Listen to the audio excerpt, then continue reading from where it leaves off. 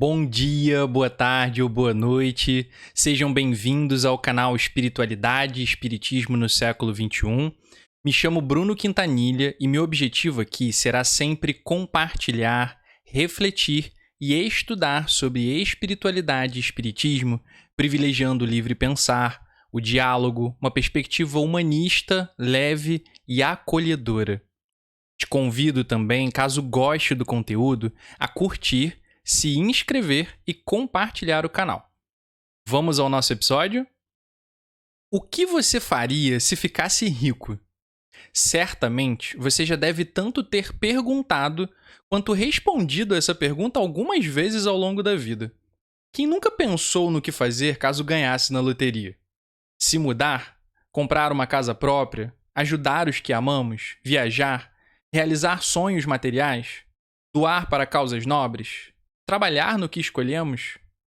São, para além de sonhos ou desejos, questões que também revelam muito sobre nós, quem somos, o que nos move, quais são nossos propósitos na vida, quais são nossas prioridades e valores.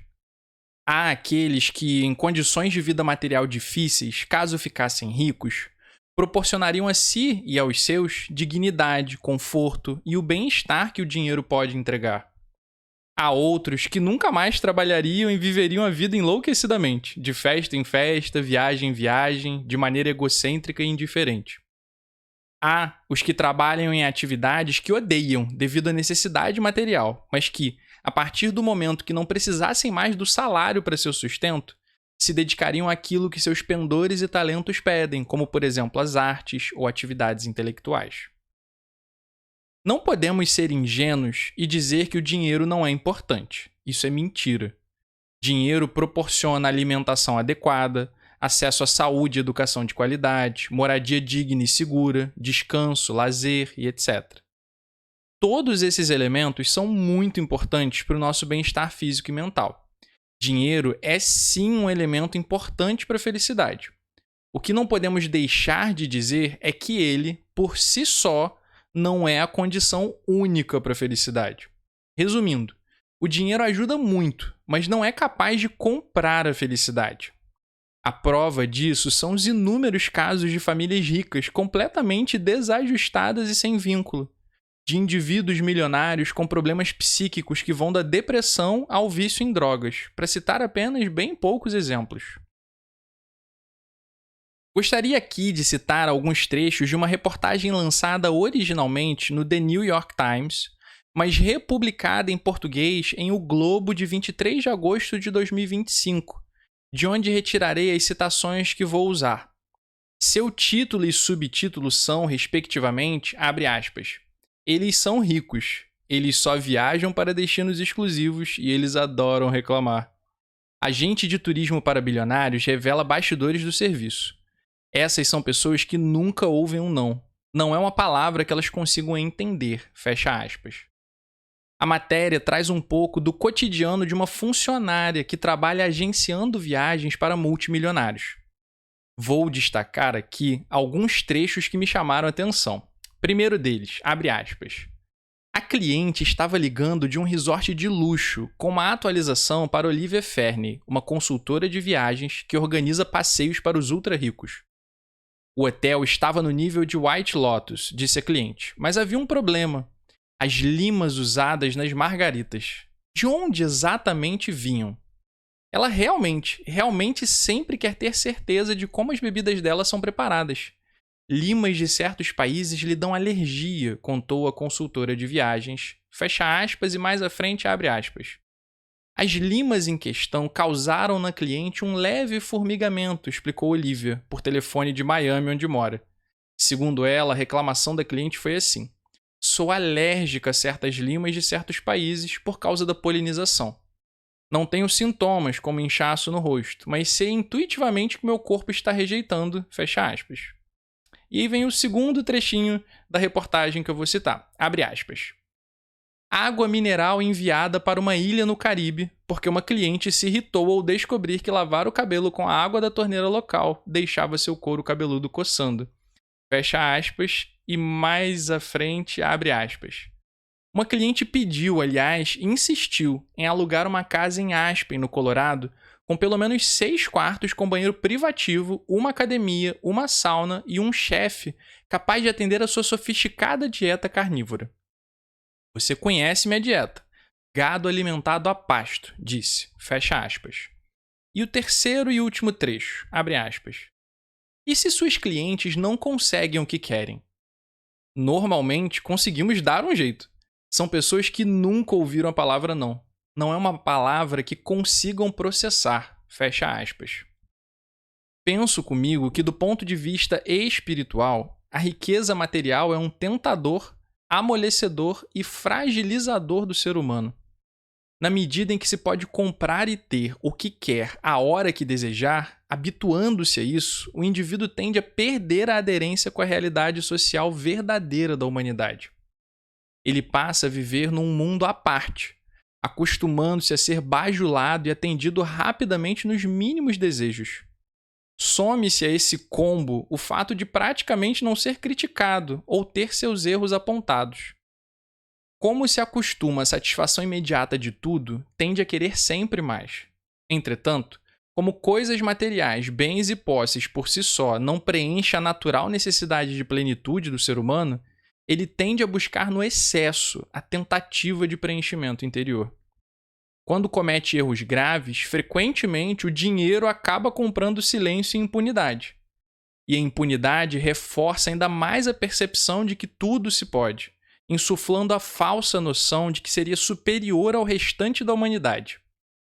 Entretanto, a realidade é que o rico, num geral, é alguém extremamente fraco e frágil. Muitos não sabem fazer compras, cozinhar, lavar louça, limpar a casa, resolver problemas, lidar com pressão, deslocar-se sozinhos pela cidade. São, frequentemente, totalmente dependentes do que o dinheiro proporciona e compra para eles. Sem seus inúmeros empregados, teriam um ataque de pânico. Sem suas facilidades e privilégios, se apavorariam. A vida dos ricos é, na maior parte das vezes, e literalmente, uma vida de aparências. O rico não vive sem o pobre, primeiro, porque para haver ricos, precisam haver empobrecidos. E em segundo, porque os pobres é que cozinham, lavam, passam, constroem e desempenham todos os tipos de serviços para os ricos.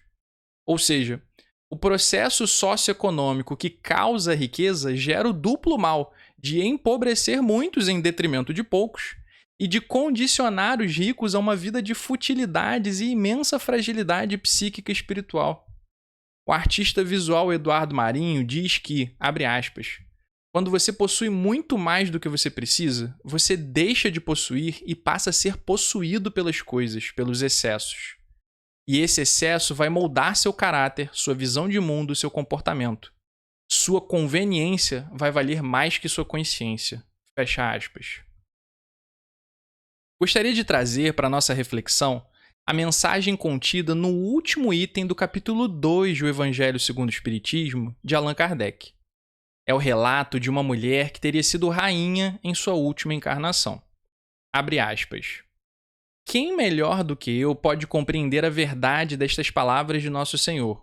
O meu reino não é deste mundo. O orgulho me perdeu na terra. Quem, pois, compreenderia o nenhum valor dos reinos da terra se eu o não compreendia? Que trouxe eu comigo da minha realeza terrena? Nada, absolutamente nada. E, como que para tornar mais terrível a lição, ela nem sequer me acompanhou até o túmulo. Rainha entre os homens, como rainha julguei que penetrasse no reino dos céus. Que desilusão! Que humilhação quando, em vez de ser recebida aqui qual soberana, vi acima de mim, mas muito acima, homens que eu julgava insignificantes e aos quais desprezava por não terem sangue nobre. Ó, como então compreendi a esterilidade das honras e grandezas que com tanta avidez se requestam na terra. Para se granjear um lugar neste reino, são necessárias a abnegação, a humildade, a caridade em toda a sua celeste prática, a benevolência para com todos. Não se vos pergunto que fostes, nem que posição ocupastes, mas que bem fizestes, quantas lágrimas enxugastes. Fecha aspas, e mais à frente abre aspas. Correm os homens por alcançar os bens terrenos, como se os houvessem de guardar para sempre.